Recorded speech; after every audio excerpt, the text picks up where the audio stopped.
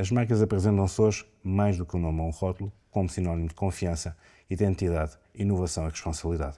Ao longo dos últimos 20 anos, o seu papel no setor dos bens de grande consumo passou por profundas transformações, impulsionadas não raras vezes por novas exigências dos consumidores, mudanças no retalho, avanços tecnológicos, assim como uma relação cada vez mais intensa, além das necessárias transformações, sejam elas a nível social e económico. Ao longo deste percurso, a Centromarca assumiu-se como voz ativa na defesa do valor das marcas em Portugal, promovendo uma visão estratégica para o setor e para a liberdade de escolha de todos os consumidores. No âmbito da rubrica 20 anos de entrevistas, conversamos com Pedro Pimentel, diretor-geral da Centromarca, sobre o passado, o presente e os grandes desafios que se colocam às marcas nos próximos anos, numa reflexão que atravessa relações com o retalho, a sustentabilidade e a inovação, mas sem esquecer o lugar que as marcas ocupam na cidade naturalmente. Pedro, muito obrigado por ter aceitado o nosso desafio. Bem-vindo ao Estúdio de Grande Consumo e à rubrica 20 anos de entrevistas. Obrigado, Bruno. Sempre um gosto de conversar contigo. Ao longo dos muitos anos já nos conhecemos e relacionamos profissionalmente. Nestes 20 anos de Grande Consumo, uma revista que lidero com muito orgulho, que principais transformações, isto é uma pergunta introdutória, destacarias no papel das marcas no mercado português? Pode-se falar de um antes e um depois, se compararmos o eixo temporal 2005-2025, onde estivemos? Sim. Antes de mais, parabéns pelos 20 anos. Obrigado, Pedro. A relação que temos não é só uma relação profissional, é uma relação um bocadinho mais funda, mas sim, é um gosto de estar aqui. E sim, há aqui um antes e um depois, mas diria que mais do que um antes e depois, com rupturas muito claras, há um contínuo muito dinâmico, há um conjunto de alterações que a sociedade atravessou e que afetou as marcas, afetou o consumo, afetou o consumidor, e essas alterações que se foram verificando foram algumas delas empurradas por fatores exógenos. Tivemos a crise subprime em 2008, tivemos o período da Troika, tivemos a pandemia, tivemos a crise mais relacionada quer com os conflitos na Europa e fora da Europa, quer com a questão da inflação, e sim, tudo isso acabou por introduzir alterações na atitude das marcas, no comportamento das marcas, na forma como elas estão no mercado, mas também na sua relação com os consumidores.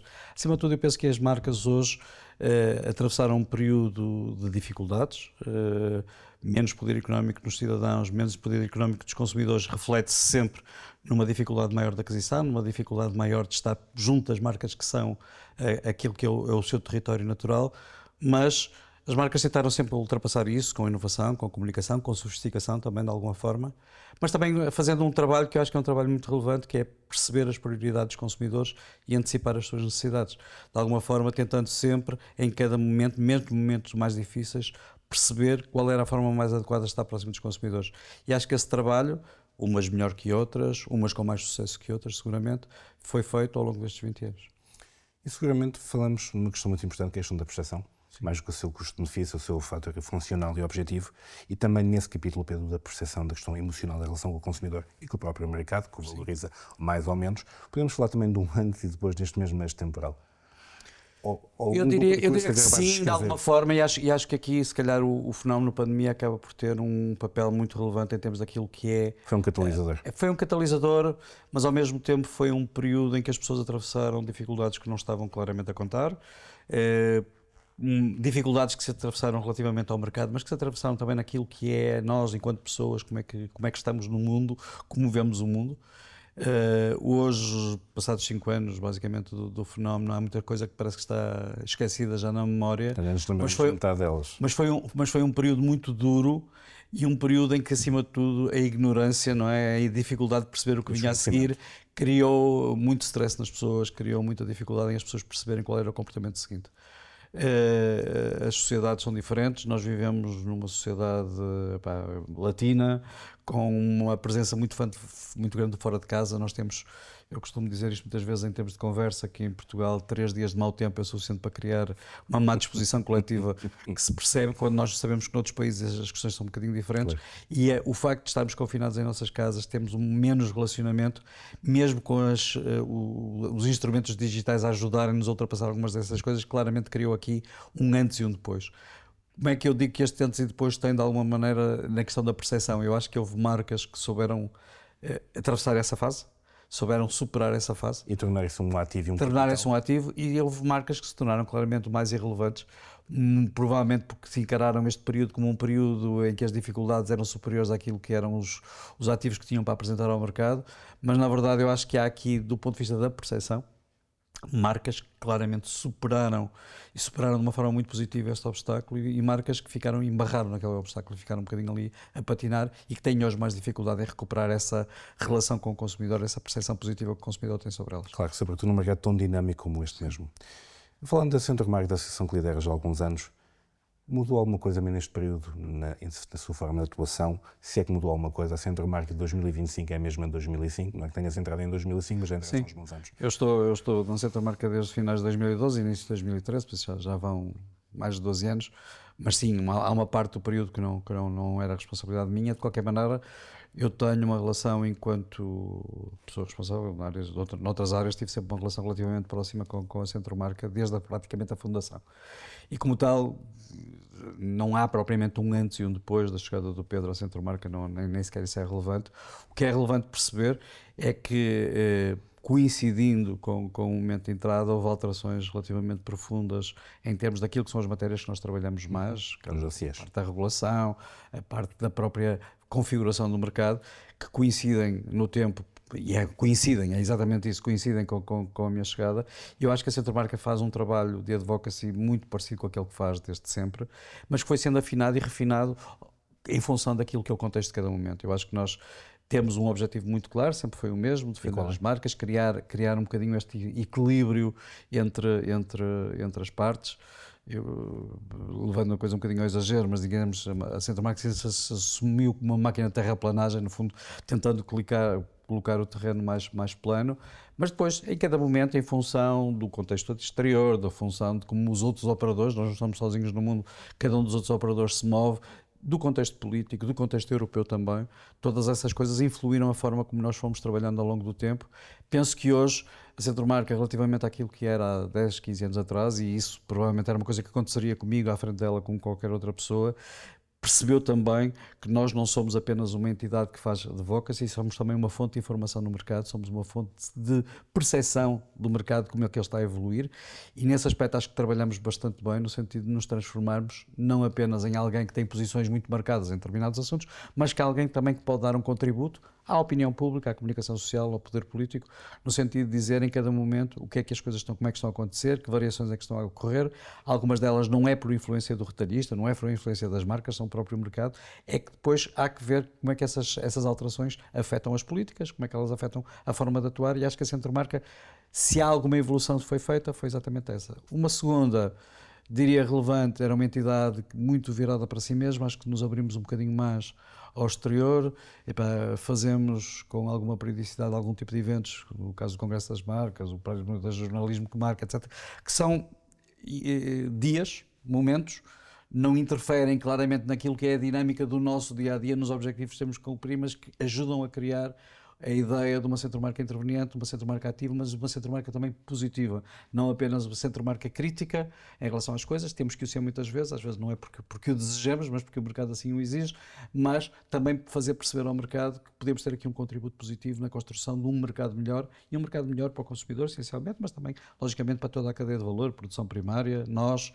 retalho, todos nós temos aqui um papel interveniente muito interessante. E ao longo destes 12 anos da tua liderança da Centro-Marca, e falando exatamente da criação de valor, e já falaste de facto, a Centro-Marca ser de alguma forma fonte, o que nós, meios e nós, jornalistas de comunicação, de alguma forma já agradecemos, porque de facto o mundo das marcas é muito complexo e os impulsos que nos chegam são bastante distintos. Em curtas palavras, Pedro, e eu acredito que haja um momento ou outro que tu tenhas considerado mais desafiante, seja na relação com os parceiros, sejam eles, o retalho de uma forma geral, e o governo, toda a sociedade, mas também as próprias marcas entre si em termos de associados, Pedro.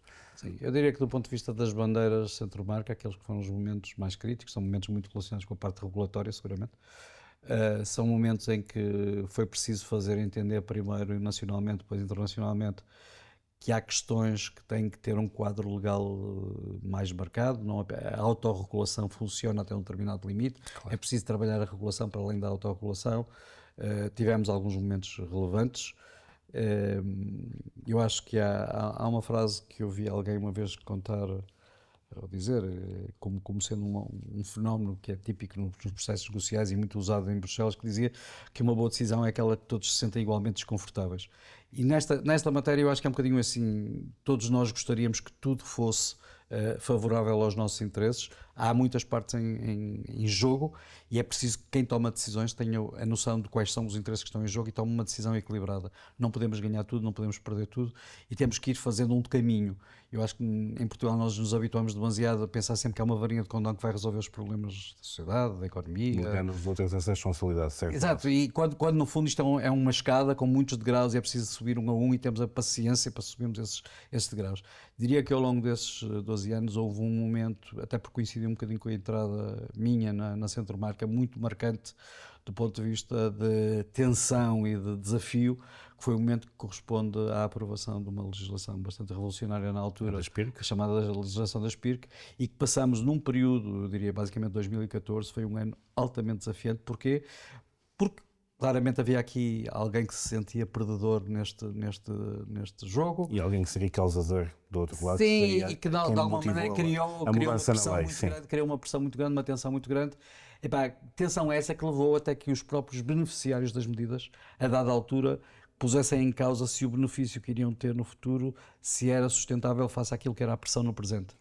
Muitas vezes há uma dificuldade de perceber que batalhas nós temos que travar, e há algumas batalhas que não podemos deixar de travar, mas há batalhas que não podem deixar de ser travadas se queremos ganhar alguma coisa em termos de médio e longo prazo.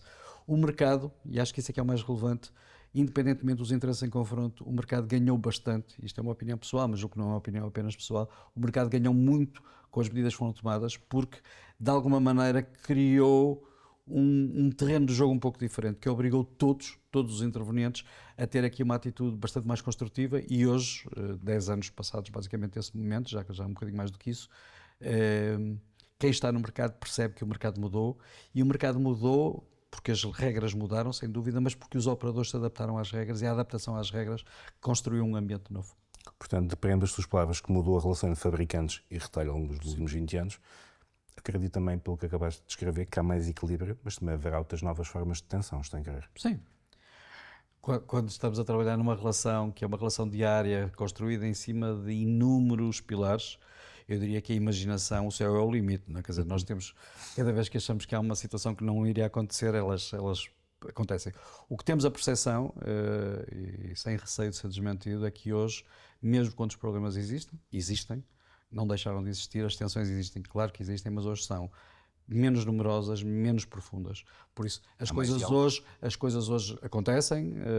Quando nós olhamos para o que está a acontecer a cada momento no mercado, percebemos, quando temos a memória, e a vantagem de ter alguma idade é que nos permite ter essa memória, é que estamos a falar de coisas que são bastante mais controláveis, bastante mais negociáveis. Há mais diálogo? Também há mais diálogo, e acho que o diálogo nasce porque, do fundo, de um lado e do outro, inclusive as mudanças geracionais que aconteceram nas várias estruturas, permitem com que muitas vezes os antagonismos, que eram às vezes muito personalizados, vão se esbatendo, mas também porque a própria concorrência no mercado, e aí do lado do retalho, como do lado dos fabricantes, mas muito do lado do retalho, obrigaram todos os retalhistas a ter uma atitude que é não olhar para si próprio, apenas para o seu umbigo, mas também olharem um bocadinho para aquilo que são ao lado. E a entrada de alguns operadores no mercado, a mudança de atitude de alguns deles, acabou por introduzir, até um bocadinho por contágio, um ambiente um bocadinho mais distendido. A tensão existe, como digo, não está o problema resolvido, nunca estará, na minha opinião. É natural que interesses que são antagónicos, que tenham sempre em qualquer momento pontos de fricção, mas não deixa de ser verdade que quando nós temos a capacidade de fazer esse fechar de olhos e olhar o que é que era e o que é, estamos a viver um mundo bastante diferente daquele que se vivia há 10 anos atrás. Centro Marca tem sido, desde que lido convosco, e contigo em particular, uma voz crítica e ativa no papel da valorização, uma voz crítica na desvalorização e uma voz ativa na valorização do ativo da marca em contexto promocional. Uma lógica que persiste, essa lógica persiste no mercado de forma veemente, ou está a mudar também, à medida que essas mesmas relações também por si mesmo mudam? Sim, diria que aí, e até inclusive do ponto de vista pessoal, hoje a visão que tenho, a visão que a Centro Marca, que sempre foi uma visão de muitas entidades que têm perspectivas bastante diferentes, é um bocadinho diferente se calhar que aquela que tínhamos há 10 ou 15 anos atrás. Nós tivemos uma inclusão de um fenómeno promocional, toda a gente se recorda, o primeiro do meio do Pingo Doce, e depois a partir daí legislativas, mais uma sim, vez. e depois o que isso gerou em termos de alteração de configuração de mercado. Hoje, num mercado cada vez com uma marca própria mais poderosa, cada vez com uma marca própria a ocupar mais espaço, a promoção acaba por ter aqui um papel diferente, se calhar, que há uns anos atrás, que é um papel um bocadinho também de defesa de território. É um momento em que as marcas têm de capacidade de comunicar, de estar mais próximas do consumidor, de aproximar, inclusive, do ponto de vista de gap de preços, aproximar um bocadinho um comportamento do outro, uma marca da outra, a marca própria da marca de fabricante, por aí fora. Não deixa para mim, e aqui permitam-me uma visão mais pessoal do que institucional, não deixa para mim de ser sempre surpreendente verificar que marcas que são claríssimas líderes de mercado, marcas que têm uma notoriedade enorme junto do consumidor, continuam a fazer vendas, às vezes 3/4 das suas vendas são feitas à promoção. É sempre um fenómeno um bocadinho estranho e difícil de compreender. Também é verdade que a promoção hoje, também fruto da sua repetição e da sua, eu não vou dizer saturação, mas da sua maturação, não tem hoje o impacto em termos de dinamização de vendas que tinha há uns anos atrás. Mas a verdade é esta, quer dizer, a promoção tem um espaço, tem um papel, temos um consumidor em Portugal que ainda é muito atreito e muito aderente à compra em promoção, sempre na expectativa de beneficiar das melhores condições de compra, mas é um fenómeno que se calhar há 5 anos atrás, 6 anos atrás, encarávamos de uma forma como a promoção é excessiva e precisamos de a controlar, e eu acho que os retalhistas têm um bocadinho essa noção igual. Hoje a opinião é a mesma, mas a promoção adquiriu aqui um papel adicional, que é um papel de conseguir, num universo cada vez mais complexo, num universo em que o espaço é cada vez mais curto, trazer a marca um bocadinho, dar-lhe um bocadinho mais a proximidade junto do consumidor. Portanto, também tem um efeito de aproximação da marca ao consumidor, pelo preço e pela sua exposição consequente. Pedro, tem havido também reais avanços na transparência ao longo da cadeia de valor, como a Centro Marca defende. E aproveito aqui para acrescentar em que áreas poderia haver maior colaboração entre retalho e indústria, neste caso. A transparência... É sempre um conceito relativo. É sempre um conceito relativo, exatamente. Eu acho que essa transparência é dada através de informação. De partilha. E nós temos dado o nosso contributo para esse peditório, chamamos assim, mas sim, temos dado o nosso contributo. O próprio Estado, com algumas medidas que toma, com a existência de uma chamada PARCA, com o Observatório de Preços, dá o seu contributo. O problema dessa transparência passa muito, quando nós estamos a falar do que é o funcionamento do mercado, de uma outra questão bastante mais complexa, que é a distribuição de valor ao longo da cadeia e a forma como essa distribuição se faz. E essa transparência aí tem algumas áreas onde a opacidade ainda existe, não é? Quer dizer, nós sabemos que há uma relação comercial entre quem produz e quem compra, no caso o retalho, que é feita em cima de um catálogo de relação comercial muito complexo e que faz com que uma parte substancial da relação entre as duas partes se estabeleça fora daquilo que é o objeto vulgar da relação que nós temos comercial com uma qualquer instituição. Há uma fatura, vem um produto, nós pagamos e está feito. Nós sabemos que no mundo do FMCG, relações que são diárias, contratos que são pesados e contratos construídos muitas vezes em cima de uma parte substancial de cláusulas que não apenas o produto, o desconto, a venda, e isso transforma um bocadinho a relação de poder, a forma como a distribuição de valor se faz ao longo da cadeia. Mais do que isso, eu acho que essa transparência também passa muito por perceber qual é o papel que cada marca tem no mercado, inclusive as marcas próprias, e a forma como as marcas estão presentes no mercado, com que regras. Pronto, é um bocadinho esta questão, sempre é um ponto nosso de há muitos anos, é um ponto dificilmente resolúvel à luz de uma legislação normal, são matérias bastante críticas. Não deixa de ser verdade que hoje esta transparência do mercado é maior do que era há alguns anos atrás, mantém algumas áreas onde as questões não são claras. Por exemplo, quando nós falamos do acesso à prateleira de produtos de conteúdo diferente, uma marca para uma fabricante, estamos a falar de relações diferentes. Essas relações muitas vezes não são conhecidas, não são tão presentes. Nós vendemos produtos, mas pagamos para vender, as pessoas compram produtos, mas recebem para comprar. Há aqui uma relação, um fornecedor muitas vezes é um cliente do distribuidor, não é só um fornecedor, e é um bocadinho esta... Em causa uma questão de acesso. Sim, não só uma questão de acesso, como, digamos, no fundo, o fornecedor tem hoje um papel de alguém que compra um espaço no distribuidor para colocar o seu produto em regras que são definidas pelo distribuidor e que são comumente aceitas, não estou a dizer que não sejam, mas sim, esta transparência não é perfeita, e diria que se há transparência possível, ela vai demorar com certeza muito tempo a chegar, mas sim, é um objetivo sempre presente, que era termos um mercado em que toda a gente que está presente no mercado jogasse basicamente com as mesmas regras, e nós sabemos que não é bem assim. Isso poderá ser algo criado no futuro, ou seja, o futuro desta dinâmica, desta relação comercial, passa pela cocriação, o retalho e os bens de grande consumo são um palco privilegiado, no teu entender, para a aplicação prática, essa mesma definição tão em vaga hoje em dia de cocriar. É possível acrescentar valor sobre tudo o bom que tem sido feito ao longo destes anos? Sim. Eu acho que todas as estratégias são boas se forem, neste caso nem é win-win, é win-win-win, como eu costumo dizer. Se serem boas para o consumidor, serem boas para quem está no mercado, seja do lado da produção, seja do lado do retalho. E é possível fazê-lo. É possível fazê-lo em algumas áreas, é possível fazê-lo, por exemplo, em termos de logística, é possível fazê-lo em termos de experiência de compra, é possível fazê-lo em termos de atividade promocional, de alguma forma. É possível fazê-lo, certo? É importante que quando nós temos este processo de cocriação, termos a noção, que hoje, diria, no universo FMCG mais do que noutros, nós temos um interlocutor intermediário, nós distinguimos claramente no nosso mundo o que é o cliente e o consumidor, não são o mesmo, nós temos que convencer o cliente para o cliente chegar ao consumidor, e o cliente tem um papel fundamental não apenas porque é ele que tem a relação mais próxima e mais direta com o consumidor, como é ele que detém também todo o universo de informação que está associado. Por isso, muito do crescimento que se possa fazer passa pela partilha desta informação. Nós sabemos que hoje a informação tem um valor económico, há uma monitorização, como se diz hoje, dessa informação. Pensamos que isso é um facto da vida, não está aqui em causa. É importante não deixarmos que a informação também nos crie algum filtro na apreciação e principalmente não fazemos da informação um foco de conflito e não um foco de construção. Eu acho que claramente hoje o retalhista, mesmo com as suas próprias marcas, tem todo o interesse em que o seu espaço, o espaço onde o seu cliente vai, o seu consumidor vai, seja um espaço bom, favorável, onde o cliente se sinta bem, onde o cliente faz a sua compra, e nós sabemos que as compras da FMCG não são propriamente a compra mais sofisticada ou mais exigente do ponto de vista de serviço, mas também o serviço é muito relevante. Uma coisa tão simples como quanto tempo é que eu demoro para pagar um produto quando chega ao supermercado é uma coisa que hoje faz diferença naquilo que é a forma como nós consumidores, porque todos somos consumidores, quando vamos aí. Finalmente diria que há do lado dos fornecedores, seguramente, uma necessidade, aqui é uma questão de necessidade de haver esta colaboração, esta cocriação para permitir-lhe manter o seu espaço no retalhista. Do retalhista, quero crer, também há todo o interesse em que isso assim seja, mesmo as cadeias que hoje têm uma presença de marca fabricante muito curta nas suas prateleiras, precisam que o mercado seja dinamizado para eles próprios também terem propostas que sejam propostas de valor interessante para o consumidor.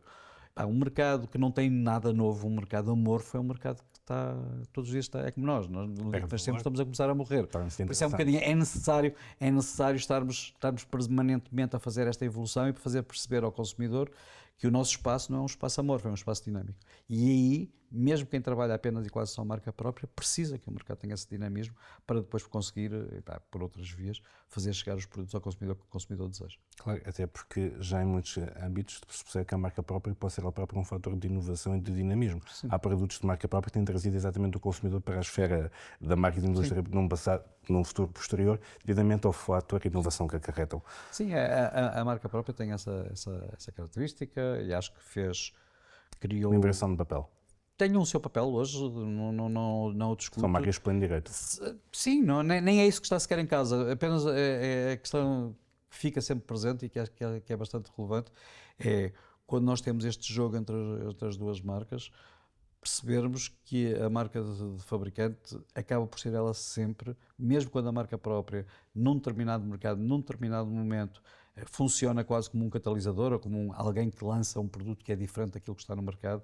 Esse produto foi basicamente desenvolvido a algures por uma marca de fabricante que assumiu esse risco. Eu costumo dizer isto, e não é nenhuma provocação, acho que é um facto, nenhum produto que não funcione enquanto marca de fabricante é replicado enquanto marca própria. Ninguém vai correr o risco de lançar um produto no mercado que correu mal da marca de fabricante.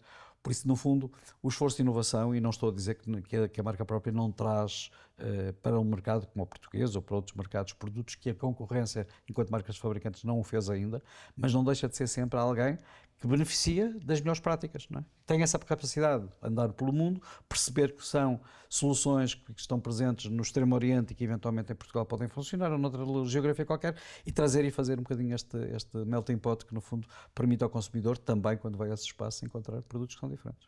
Ainda no capítulo da inovação e da complexidade das marcas, Pedro, e perante aquilo que foram as alterações recentes, seja na lei das PIRT, seja noutras, no fundo o que se procura é reforçar as regras de transparência, equilíbrio contratual e proteção do fornecedor neste caso.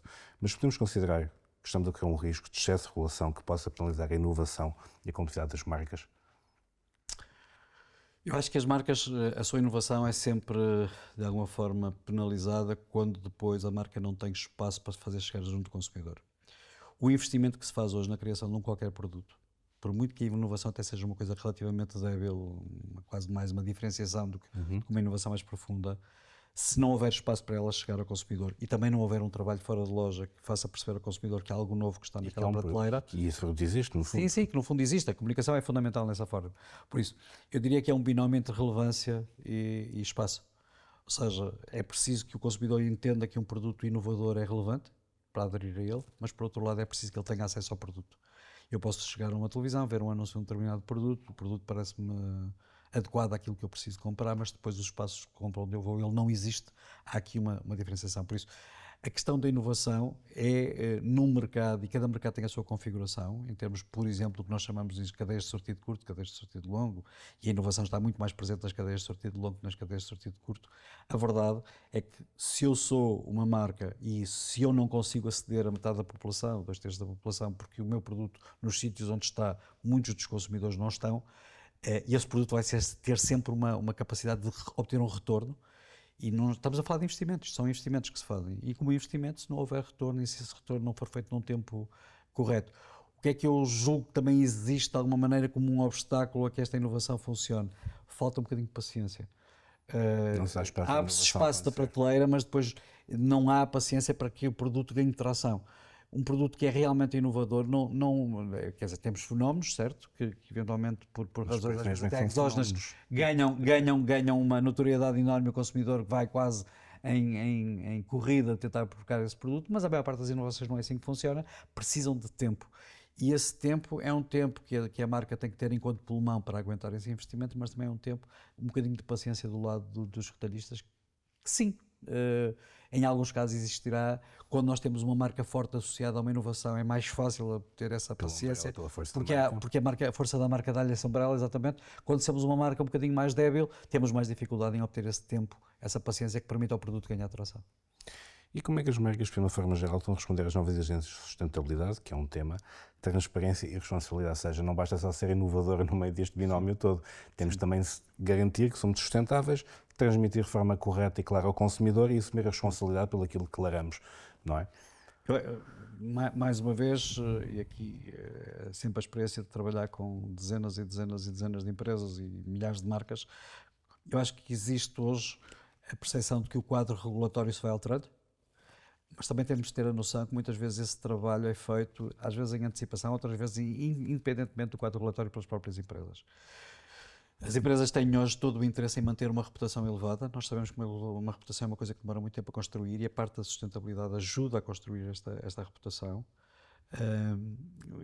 E depois temos o dia-a-dia, o negócio, a necessidade de vender. Claro. E nós sabemos que hoje existe do lado do consumidor uma diferença de atitude entre aquilo que eu quero enquanto conceito e aquilo que eu estou disposto a pagar quando chega a uma prateleira.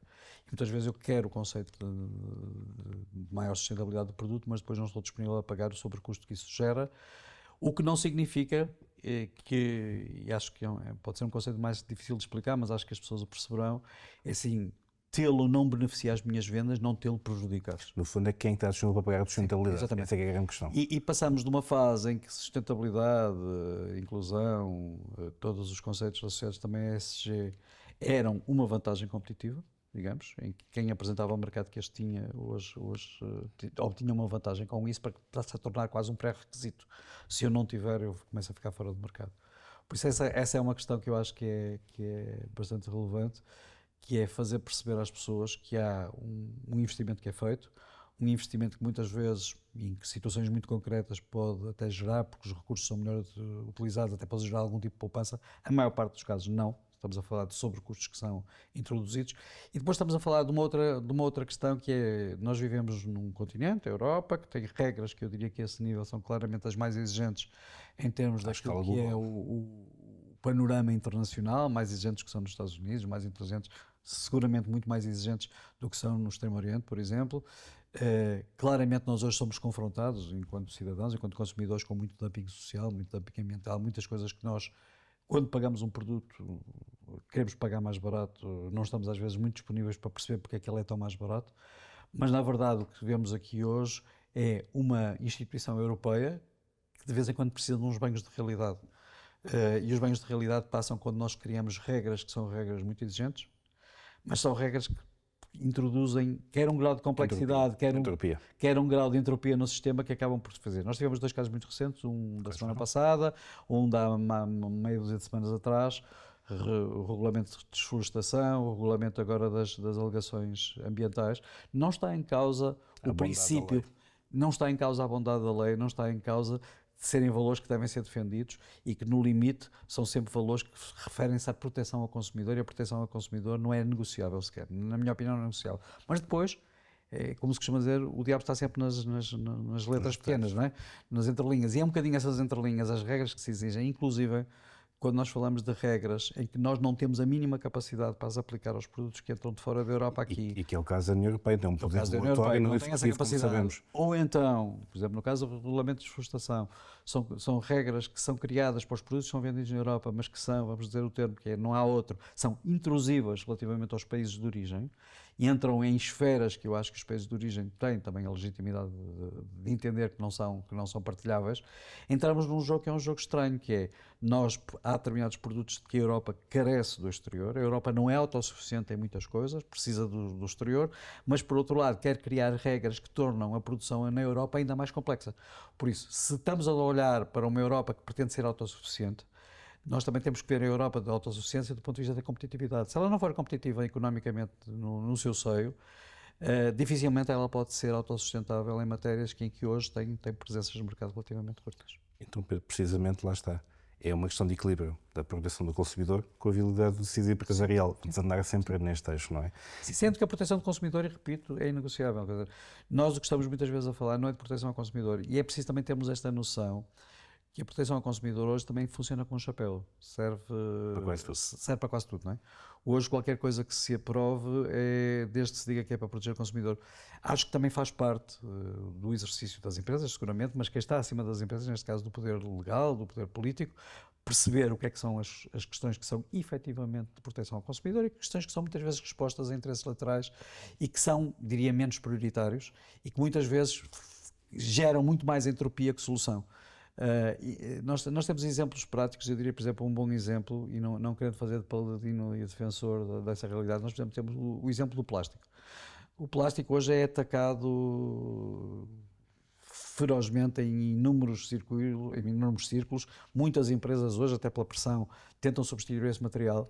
A questão que se coloca hoje é perceber, se temos a capacidade de o substituir, 2, se os materiais que o vão substituir são mais benéficos do ponto de vista da sociedade e não é só na transferência direta, é perceber em termos de médio e longo prazo se são mais benéficos, e muitas vezes percebemos que estamos a diabolizar um produto que fez um trabalho, eu diria, e que continua a fazê-lo, não é? A questão é essa. E que muitas vezes queremos é substituir, e desculpa lá meter isto a talho de foice, mas é um bocadinho aquela sensação, quando nós lemos uma capa de jornal e que diz que os sacos de plástico do Continente, ou as latas da Superboc, ou as embalagens das batatas fritas da Lay's estão numa praia e que estas marcas estão a poluir o ambiente, esquecemos que há um intermediário.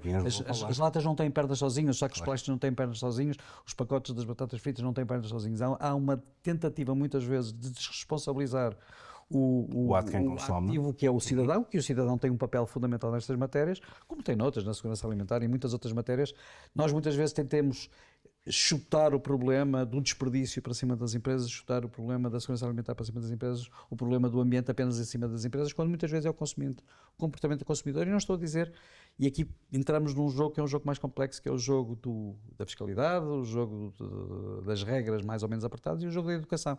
E acho que neste momento em Portugal, e não apenas em Portugal, mas em Portugal diria por maioria de razão, investe-se muito pouco na educação nestas matérias e fazem com que depois a sociedade quase que crie alguns botes expiatórios para resolver os seus problemas. Claro, e torna muito mais difícil fazer a construção de marca, sim, que continua a ser, no meu entender, um pilar estratégico da economia. Esta realidade está a ser posta em causa pela apelação do preço e da conveniência. Pode-se incluir as marcas próprias neste âmbito da conveniência? Sim, eu acho que há dois lados. As marcas próprias aqui funcionam quase como um fator de evolução, como também funciona como um fator quase de ameaça comparando com as marcas de fabricante. Contra o neste caso. poder, contra o mercado? Sim, eu diria que o simples facto, quem me conhece sabe que eu gosto de usar este tipo de imagens, mas é assim, nenhuma equipa é boa se jogar num campeonato de equipas fracas, não é? As nossas melhores equipas, seja lá qualquer desporto, são melhores quando competem regularmente com equipas muito fortes. E acho que nesse aspecto as marcas de fabricante têm toda a vantagem de ter um opositor e ter um competidor forte, como são as marcas próprias, que têm claramente regras que as beneficiam, mas isso não é o que está em causa. O que está em causa é o que nos obriga, e obriga-nos a ser mais rápido, a ter tempos mais curtos de fazer chegar uma inovação ao mercado, ser mais eficaz na forma, com uma vantagem competitiva que cada vez é mais curta, nós a conseguimos potenciar. Não esquecermos muito que a nossa relação com o consumidor se constrói na loja, mas constrói-se muito fora da loja. Nós não podemos abdicar de ser marcas, não é? Não podemos abdicar, não podemos achar que o preço e a promoção vão resolver as coisas todas. Por isso, desse aspecto, e a conveniência de alguma forma resolvem todas as coisas, embora a conveniência, na minha opinião, há uma parte da conveniência que está muito ligada com a inovação. Muita da inovação que se faz hoje tem a ver com conveniência. Vai resolver problemas específicos, necessidades específicas. Sim, do consumidor. Por isso, eu acho que sim, é um desafio que as marcas têm. Depois, claramente, tem ameaças, e ameaças passam muito pela questão do espaço, passam muito por um diferencial de preços que em Portugal é, na minha opinião, demasiado elevado e que transforma a opção pela marca própria como uma opção sempre fácil quando o preço é o fator em discussão. Mas sim, hoje as marcas precisam de trabalhar outros itens numa questão de longo prazo, usando uma frase que nós, é um bocadinho chavão da casa, eu costumo dizer muitas vezes isto, quer dizer, nós temos que ter o pulmão do maratonista e o músculo do velocista. Nós temos que ser capazes de responder às coisas do dia a dia, mas temos que ter um propósito, uma mensagem, um objetivo que não pode ser alterado a cada 3 dias e a cada contexto do mercado que é mais favorável ou menos favorável. Mas nós temos que sobreviver amanhã para estarmos lá daqui ao longo prazo e conseguirmos fazer. Até porque a presença desses produtos e desses operadores são um estímulo, no meu entender, exatamente para a inovação, para Não, e é esse a estímulo. continuidade Digamos, de inovação, não é? Se eu tenho uma marca própria cada vez mais sofisticada, cada vez mais entrar em segmentos que não estava, já ter diferentes posicionamentos dentro da marca própria, etc. E a marca própria, vamos dizê-lo, não é porque estamos aqui, mas é claro, a marca própria fez um trabalho muito valioso ao longo destes últimos anos. E estes últimos anos, não estamos a falar de 2 anos, de 3 anos, é uma coisa que vem de longo prazo, mas que no fundo vem permitindo conquistar e consolidar, mas beneficia sempre, em última análise, beneficia sempre de 2 coisas. Uma questão que é uma vantagem de preço, que nós conhecemos, e outra questão é aquilo que eu chamo de efeito de espelho. A marca própria precisa de uma marca de referência para se posicionar, precisa de uma marca de referência, mesmo que ela não esteja na prateleira, precisa de uma marca de referência para dizer eu sou tão bom como, ou eu sou quase tão bom como, não é? Por isso, esse trabalho é um trabalho feito e é difícil. Por outro lado, nós temos a noção, e acho que olhando um bocadinho para o universo e para a paisagem do retalho em Portugal, nós percebemos que a marca própria tem um efeito na competitividade dos diferentes retalhistas. O meu supermercado é melhor que o teu, o meu layout é melhor que o teu, a minha experiência de compra é melhor que o teu, a minha marca própria é melhor que a tua. Faz parte deste jogo, é preciso entendê-lo também dessa forma. Entramos depois no outro lado da equação, que é um lado que é muito num espaço que é físico, ainda hoje, 97% das compras em Portugal em FMCG fazem-se em espaço físico.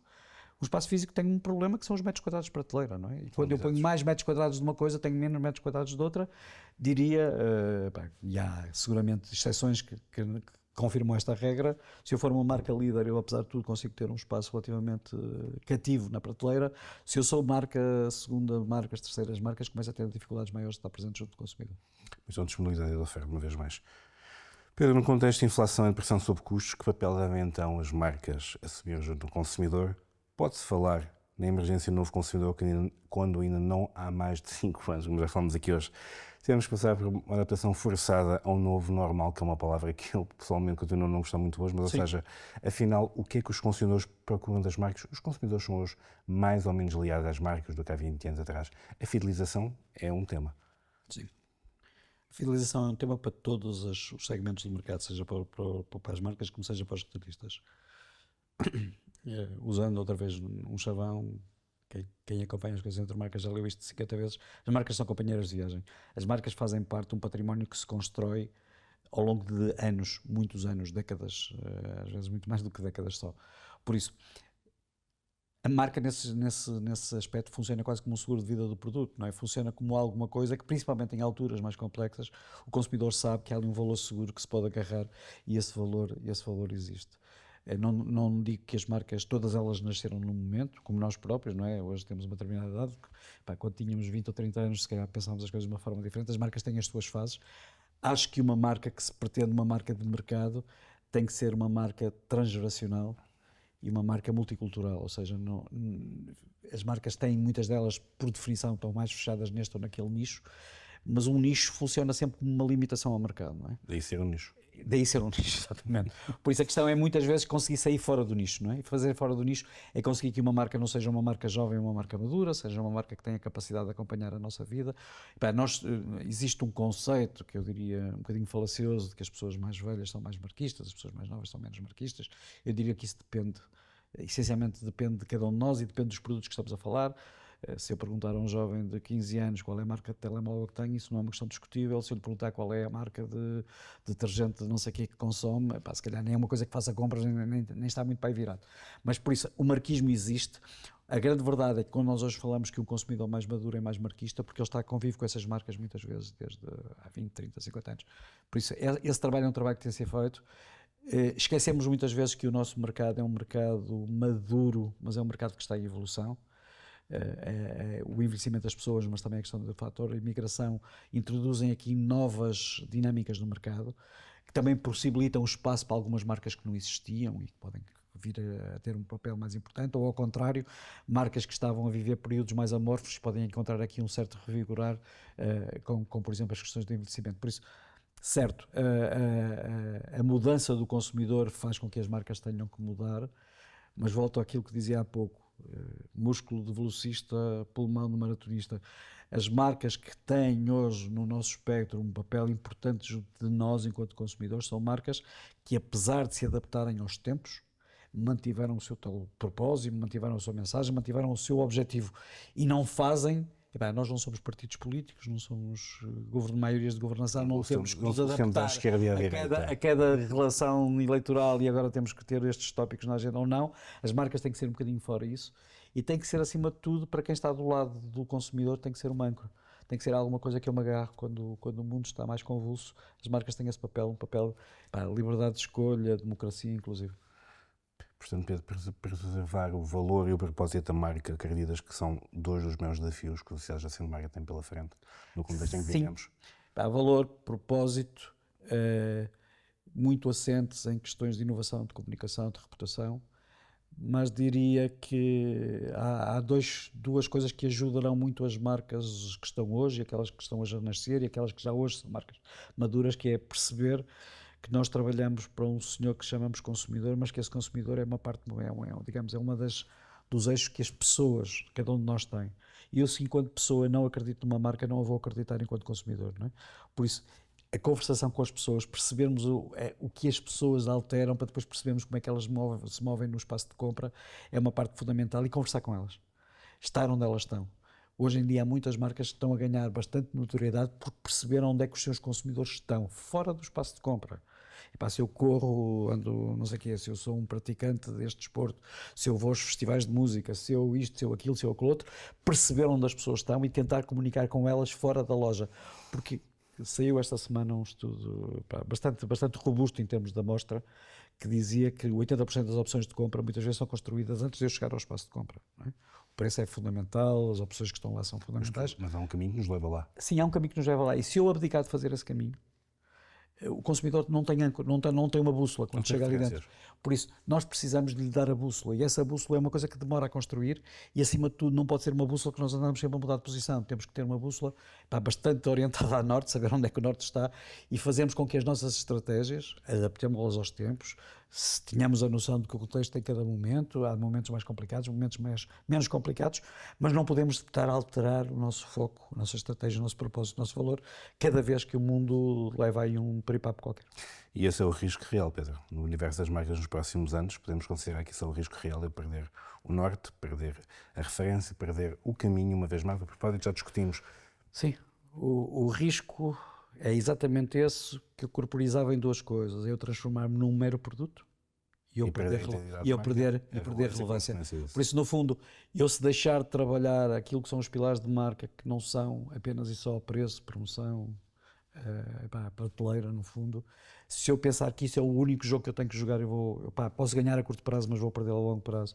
Se eu achar que o que eu ofereço hoje ao consumidor é bom e mais do que bom, e ele é isso que ele quer, e não pensar que as necessidades das pessoas se vão alterando e que eu tenho que fazer, nem que seja pequenas alterações, gama, de packaging, de formulação, seja o que for, conveniência, o que seja, transformar. E todos nós somos consumidores e acho que é um exercício.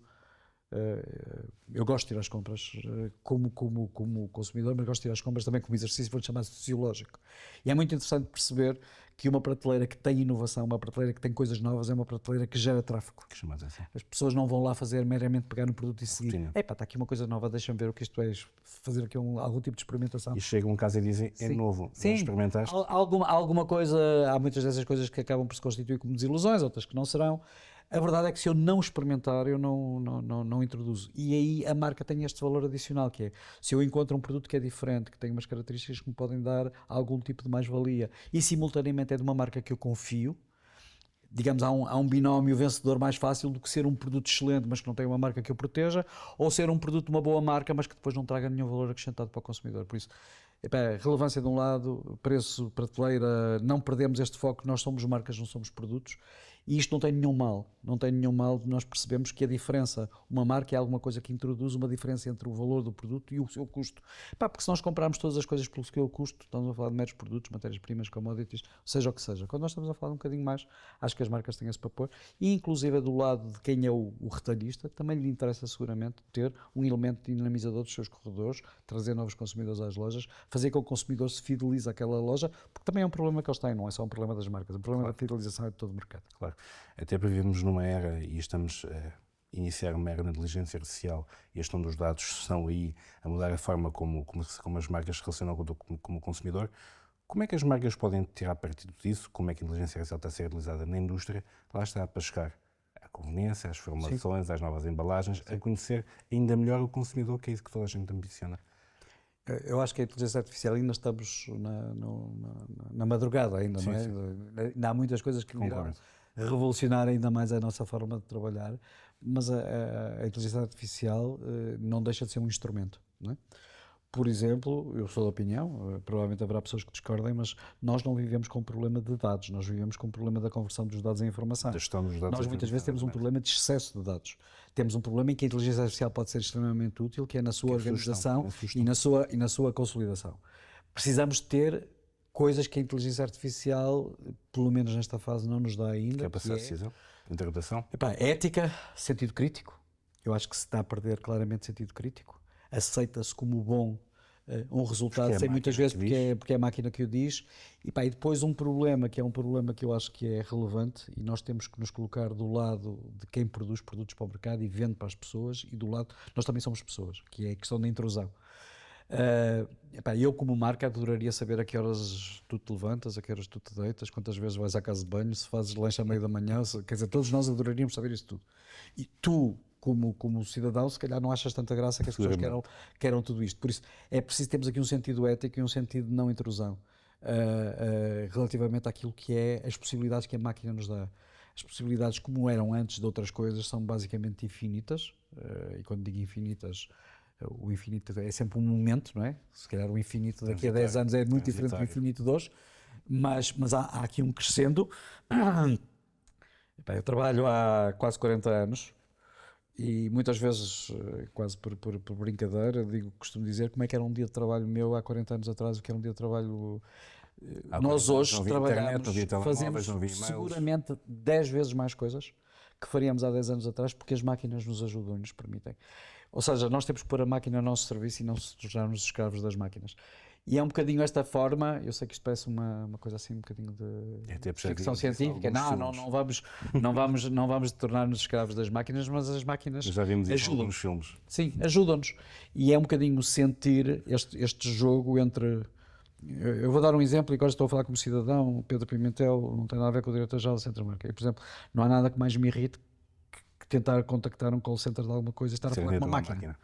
epá, é das coisas que a mim, que tenho quase 60 anos, me irrita, não é? Provavelmente é uma pessoa que tem menos idade e que o mundo é diferente. Por isso, também perceber que esta evolução tem que respeitar os ciclos da geracionalidade, não é? Nós não estamos a falar para consumidores todos com 20 anos, não estamos só a falar para consumidores de 70, 60, 50, quer dizer, há aqui um jogo que é preciso fazer e as marcas têm que o perceber, sob pena de serem muito eficientes e não serem nada eficazes, não é? Se respeitarem aquilo que é o tempo e aquilo que são as métricas que fazem, mas depois do ponto de vista da construção da relação, é uma construção que é falhada, porque a pessoa desliga, a pessoa não quer. A pessoa não é isso que pretende e sim, o mundo caminha para aí, nós percebemos que todos os anos, e não estou a dizer nada que seja insultuoso para ninguém, as gerações se renovam, todos os anos morre gente, todos os anos nascem pessoas, todos os anos há pessoas jovens que entram no mercado de consumo, todos os anos há pessoas que eram menos jovens, mas que entram no mercado, por exemplo, mais sénior, mas nós não deixamos de ser quem somos, né? Faço daqui a meia dúzia de meses 60 anos e gosto de ir ouvir concertos de música de jovens que têm 18 anos e que andam para lá aos pulos e não me sinto mais velho só pelo facto de não vou passar a ouvir outro tipo de música só porque vou fazer 60 anos daqui a meia dúzia de meses. Por isso é um bocadinho esta noção que eu acho que as marcas têm que ter, que é perceber que há uma sociedade ao lado, manter o seu propósito, manter os seus valores, mas perceber que se eu não conseguir conversar, voltando à conversa atrás, se eu não conseguir conversar com as pessoas, eu vou perder essa relação. Epá, nós temos amigos que são amigos da vida e eu não preciso estar com eles todos os dias, não preciso de estar sentado à mesa com eles todas as semanas para ser amigo das pessoas.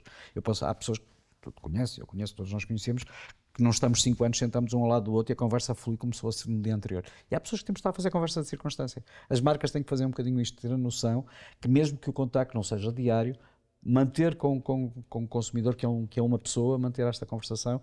Se o não fizer, epá, a inteligência vai dominar a máquina, nós vamos estar todos aqui muito contentes porque tivemos excelentes resultados, se calhar perdemos depois aquilo que é a essência das nossas marcas, que é este valor, porque senão passamos a ser um custo, quer dizer, somos um produto como outro qualquer, não mais do que isso. E esse caminho, Pedro, podemos considerar esse caminho, essa conversão do diálogo, do caminho, da proximidade do consumidor, como uma tendência crítica, para concluirmos a nossa conversa, uma tendência crítica para o futuro das marcas, não só em Portugal como no mundo, ou seja, é não tornarem-se meramente objetos e que saberem Sim. o que são, para onde vão e que o que é que têm a prestar à sociedade e à economia. Bem, as pessoas que estão na área do marketing falam muitas vezes as marcas quase como um equivalente a um humano, não é? A humanização das marcas. São personas. E a questão da humanização, epá, podemos depois ver com que feitio, qual é o fato que lhe vestimos, com que âmbito queremos, mas no fundo pressupõe isto, pressupõe que epá, todos nós somos marquistas em determinados produtos e temos marcas que não abdicamos, mas não abdicamos até ao ponto que a marca nos desilude, não é? E essa desilusão pode vir de muitas formas, pode vir de um produto que não me agrada, pode vir de uma comunicação que não me satisfaz, pode vir de um anúncio que eu não achei propriamente brilhante, pode vir de muitas coisas. Falhado. Mas hoje, quando nós temos uma sociedade que exige, digamos, uma resposta muito imediata às coisas, temos que perceber que a resposta imediata não pode ser uma resposta anónima. Não ponderada. Não pode ser uma resposta não ponderada, não pode ser uma resposta entregue a alguém cujo sentido crítico não seja o mais adequado. Nós percebemos isso a muitos níveis, percebemos que há marcas que têm esse cuidado, mantêm esse cuidado. E há questões, quer dizer, eu posso perfeitamente fazer uma pergunta, 2 perguntas a um chatbot e ele responde-me e está a questão feita, não precisamos de entrar muito mais do que isso, mas há questões que ultrapassam isso e é preciso termos aqui, digamos, redundâncias, por muito que elas sejam dispendiosas e que exijam investimento, redundâncias que permitam que o consumidor, há aquela abelha máxima que custa mais conquistar um consumidor que manter um consumidor que já existe.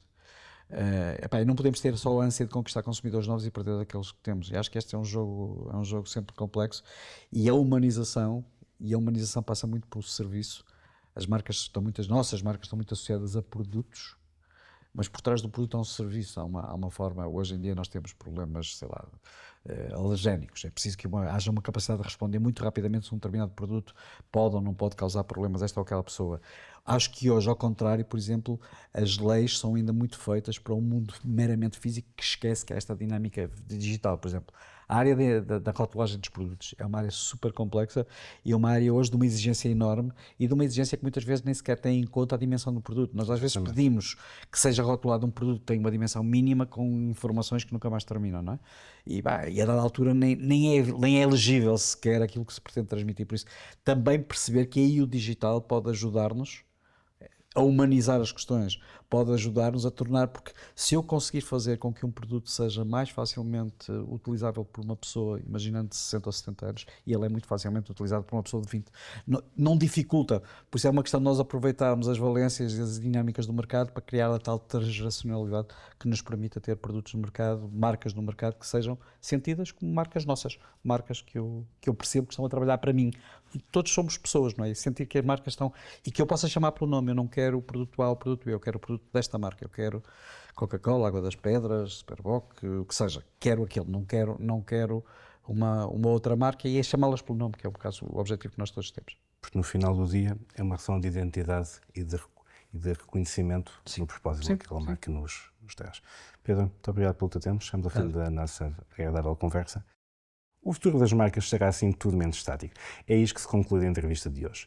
No mundo em rápida aceleração, onde o preço compete com o propósito e eficiência com a emoção, as marcas enfrentam um desafio permanente de se reinventar sem perder a sua essência. Para de Pedro Pimentel, diretor da Centro Marga, hoje nosso convidado, a próxima década será marcada por um teste à resiliência e à relevância das marcas, mas também por oportunidades únicas, na tecnologia, na construção de valor duradouro e na afirmação das marcas como agentes de mudança positiva.